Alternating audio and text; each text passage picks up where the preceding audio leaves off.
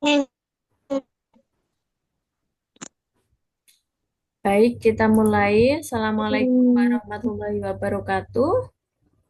Waalaikumsalam Waalaikumsalam warahmatullahi warahmatullahi wabarakatuh. wabarakatuh. Selamat malam.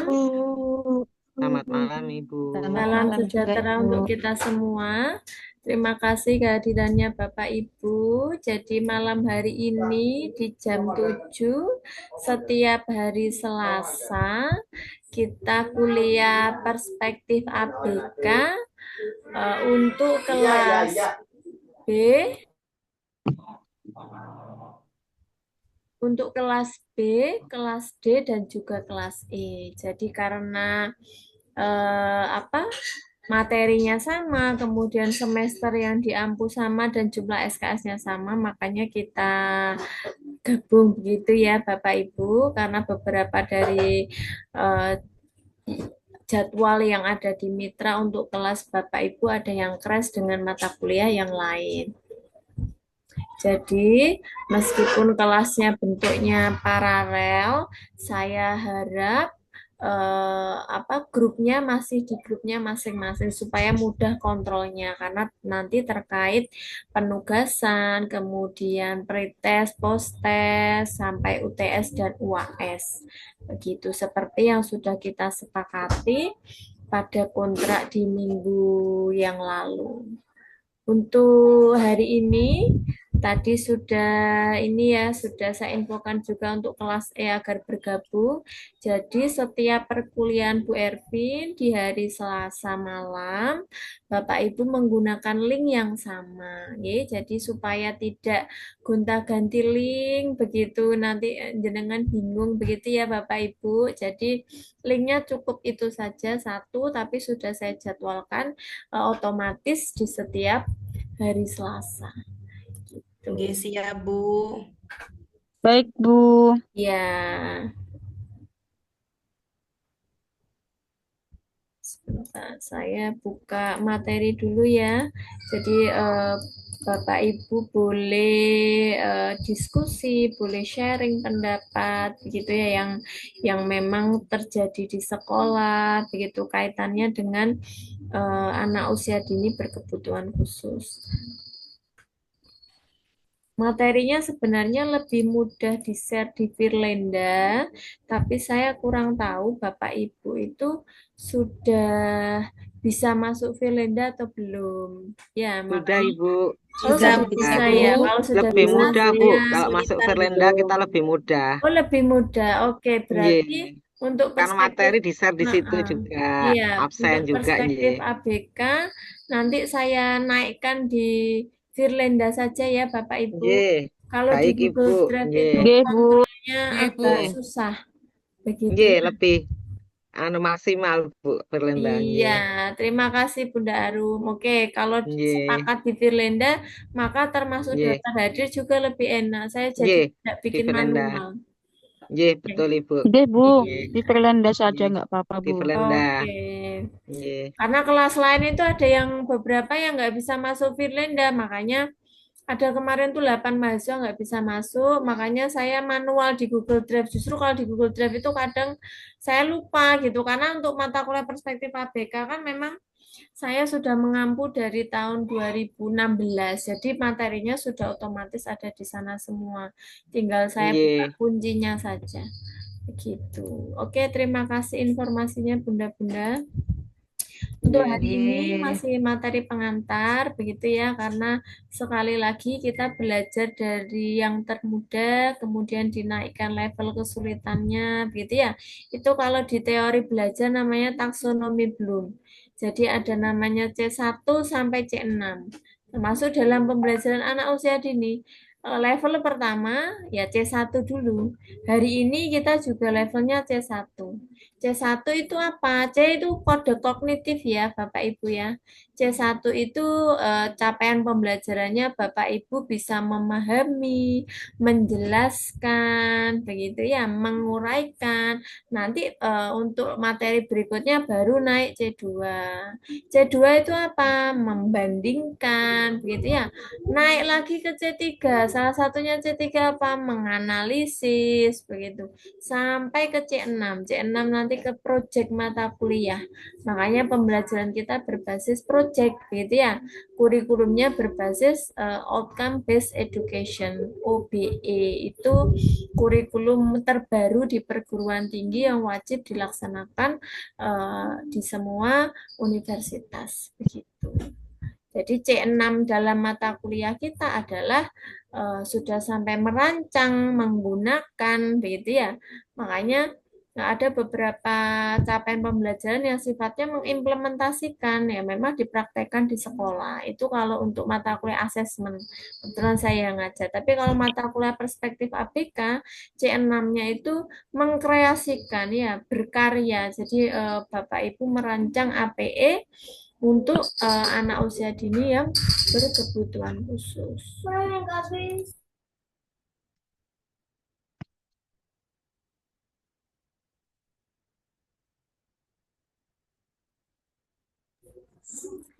Lanjut, karena masih C1, maka hari ini, oh ya, ini sebenarnya ada videonya, cuma yang saya unggah di Google Drive itu kan PDF. Jadi karena nanti di Firlenda, maka nanti akan saya cantumkan videonya ya.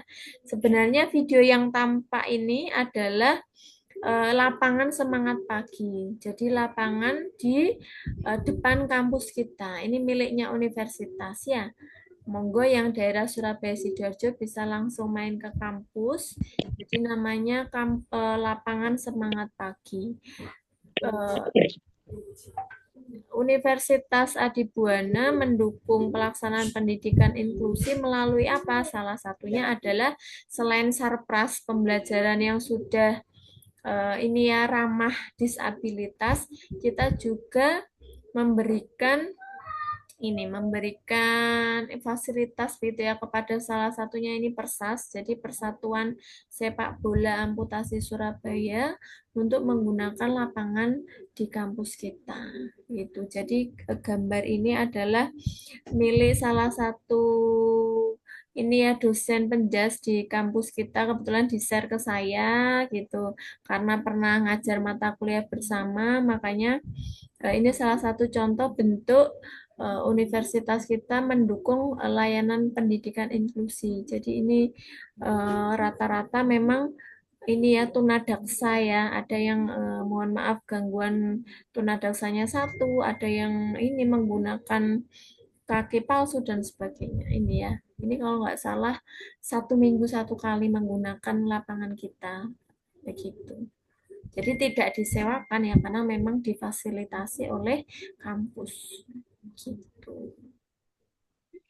Nah, untuk pemahaman kita bersama, mungkin Bapak Ibu ketika mengajar juga pernah begitu ya, pernah mengidentifikasi begitu anak-anak yang ada kecenderungan untuk ABK begitu. Tapi jangan dilupakan bahwa deteksi dini itu bisa diamati memang salah satunya dari perilaku, tetapi untuk mendapatkan hasil yang valid ada beberapa jenis kebutuhan khusus begitu ya yang tidak bisa hanya diamati saja, tetapi harus ada bantuan dari tenaga profesional, misalnya dokter, bisa psikolog begitu ya, tergantung jenis kebutuhan khususnya.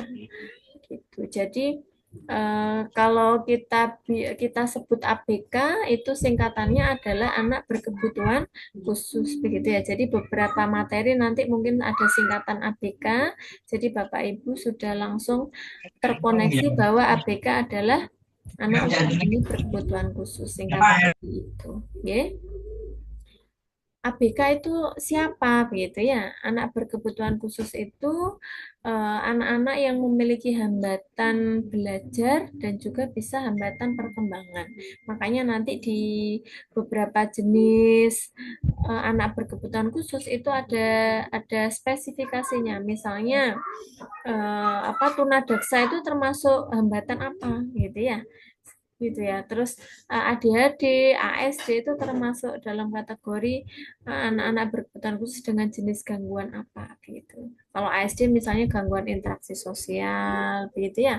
Kalau tunadaksa apa gitu ya, gangguan fisik itu ada sudah tercantum di RTS. Jadi spesifikasinya sudah Bu Erwin cantumkan di RTS.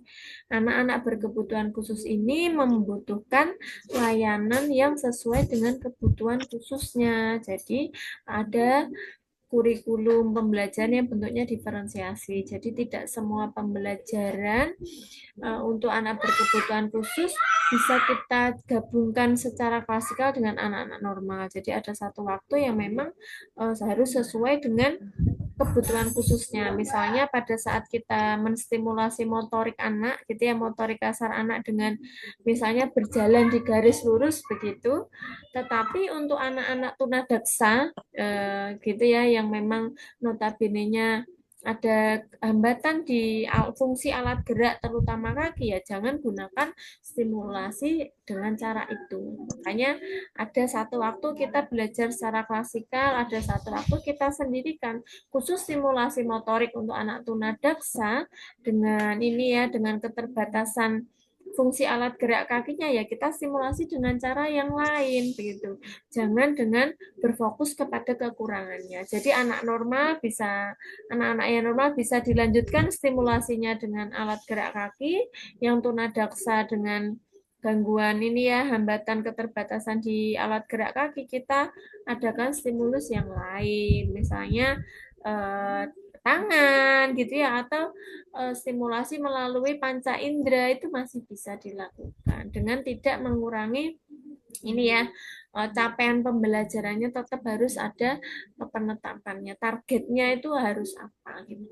Bu kalau misalnya motorik kita pakai apa ya pakai fungsi yang lain jangan pakai kekurangannya misalnya bisa pakai tangannya motorik kasar ya motorik halus ya tetap dioptimalkan semaksimal mungkin begitu. Kalau alat inderanya berfungsi dengan baik kan berarti stimulasinya masih bisa dengan secara visual juga. Kalau bukan ketunarungu berarti masih bisa distimulasi dengan audio visual gitu ya.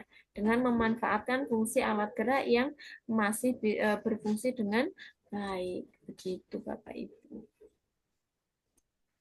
Ini yang tadi Bu Ervin sempat ini ya sempat ceritakan di awal bahwa ada jenis kebutuhan khusus yang non observable tidak bisa diamati. Makanya perlu ada bantuan dari tenaga profesional, perlu ada alat ukur khusus yang memang sudah terstandarisasi. Begitu contohnya anak-anak ADHD atau GPPH itu kan identik dengan anak-anak yang ini apa cenderung aktivitasnya berlebihan, tetapi tidak semua anak aktif begitu ya, yang aktivitasnya berlebihan itu sudah pasti GPPH, belum tentu. Makanya jangan langsung melabeling, anak ini nggak bisa diem begitu ya, paling ini hiperaktif ya, belum tentu begitu. Makanya perlu ada bantuan dari tenaga profesional. Jadi hindari kata labeling.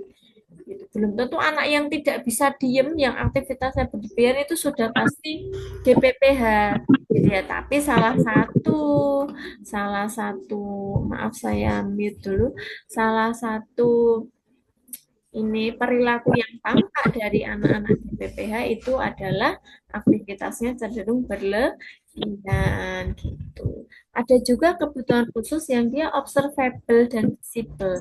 Jadi bisa diamati dan nampak. Salah satunya apa yang ada di gambar ini ya. Anak-anak tunadaksa itu kan bisa diamati dan tampak. Itu contoh kebutuhan khusus yang observable dan visible.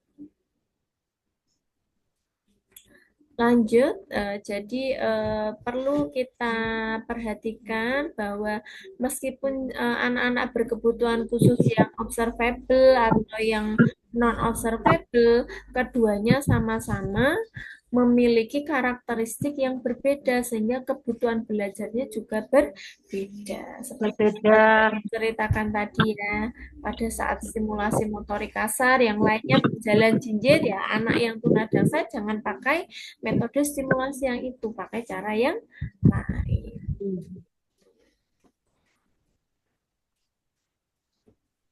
Klasifikasi ABK apa saja ini bisa dicermati di RPS, tapi nanti beberapa pertemuan ke depan secara khusus begitu ya akan kita bahas satu persatu. Nah, faktor penyebab terjadinya kebutuhan khusus pada anak itu apa, Bapak Ibu? Salah satunya adalah faktor hereditas, ya keturunan. Jadi, tetapi tidak semua anak-anak yang berkebutuhan khusus itu lahir dari orang tua yang ABK juga tidak. Belum tentu. Jadi hereditas itu bukan 100% faktor yang mempengaruhi. Ada, mohon maaf, yang orang tuanya berkebutuhan khusus tetapi anaknya normal.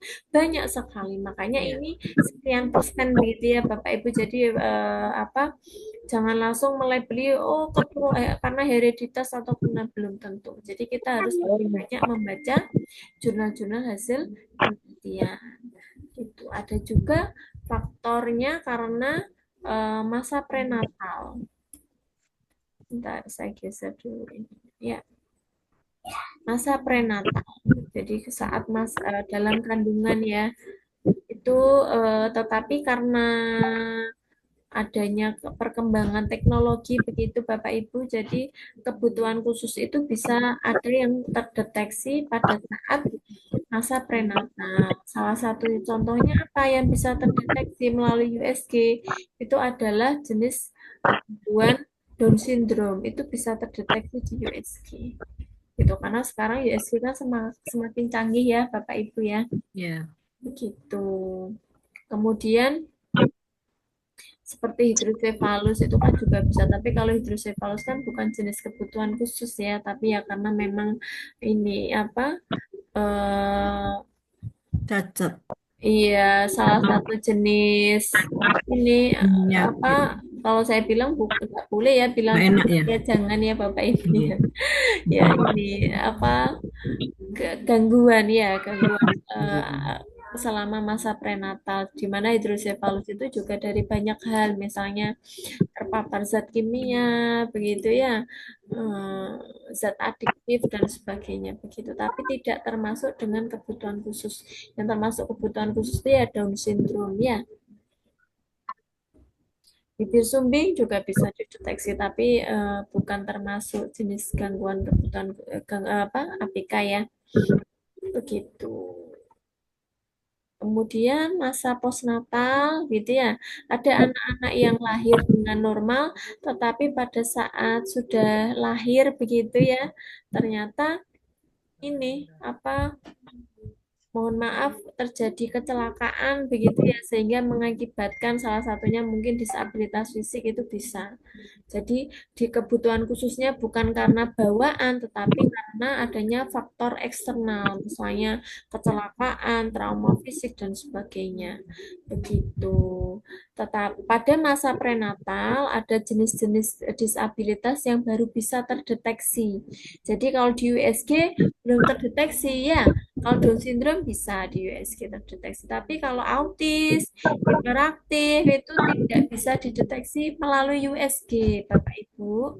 Jadi ketika masa postnatal karena hubungannya dengan interaksi sosial, begitu ya, hubungannya dengan perilaku, begitu makanya baru bisa dideteksi pada saat anak-anak sudah lahir. Gitu. Ada jenis disabilitas yang baru bisa terdeteksi pada saat anak masa prasekolah. Contohnya apa? Gangguan kesulitan belajar seperti ini ya, susah membedakan huruf B dan huruf D. Terus ada yang menjawab, tapi rata-rata anak TK itu begitu Bunda ya. Ini ada perbedaannya. di mana dia bisa teridentifikasi kesulitan belajar jenis ini ketika apa gitu ya. Itu ada checklist deteksi dininya. Gitu. Itu masuk disleksia, disgrafia, diskalkulia itu masuk kategori kesulitan belajar. Nanti secara lebih rinci akan kita bahas termasuk deteksi dininya bagaimana begitu ya. Itu ada di RPS terjadwal ya, di pertemuan berapa itu nanti dicek. Gitu. Ini ya materi suplemen. Jadi PowerPoint Bu Ervin ini bukan satu-satunya sumber, tetapi merupakan salah satu materi suplemen. Jadi Bapak Ibu bisa mencari di rata-rata kalau yang mudah dan gratis begitu ya. Bapak Ibu bisa membaca artikel ilmiah itu publis di jurnal-jurnal. Jadi tinggal search saja di Google begitu ya. Jurnal tentang penelitian pada anak usia dini berkebutuhan khusus itu muncul semua.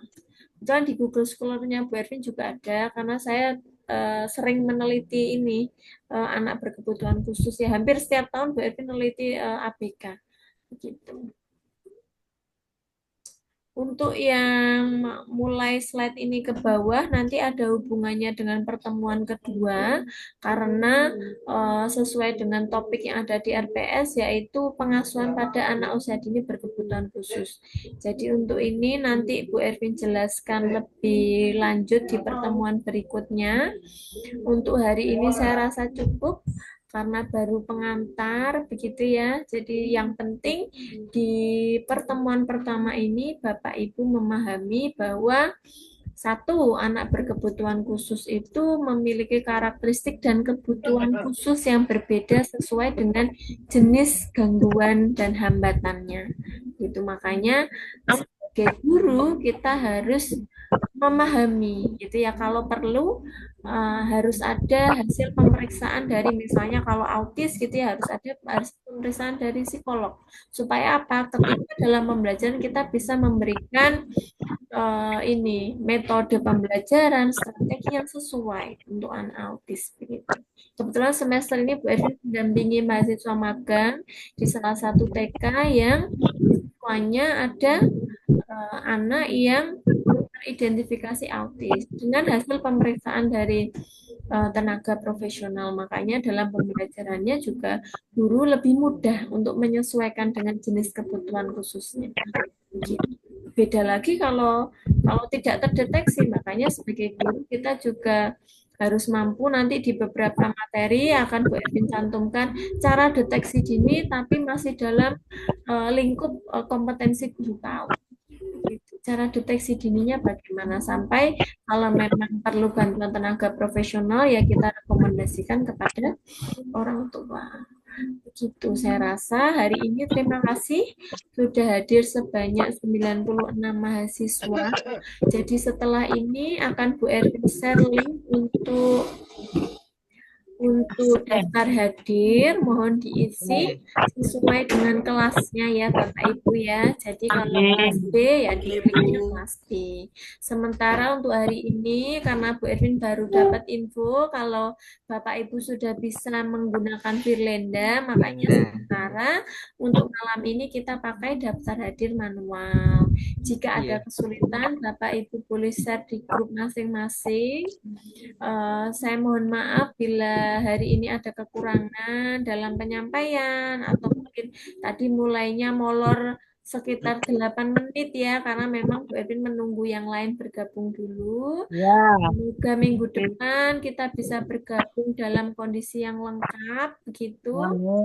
Bapak Ibu yang belum bisa bergabung hari ini karena kondisi hujan, tidak ada sinyal dan sebagainya, nanti materinya akan tetap bisa diunduh.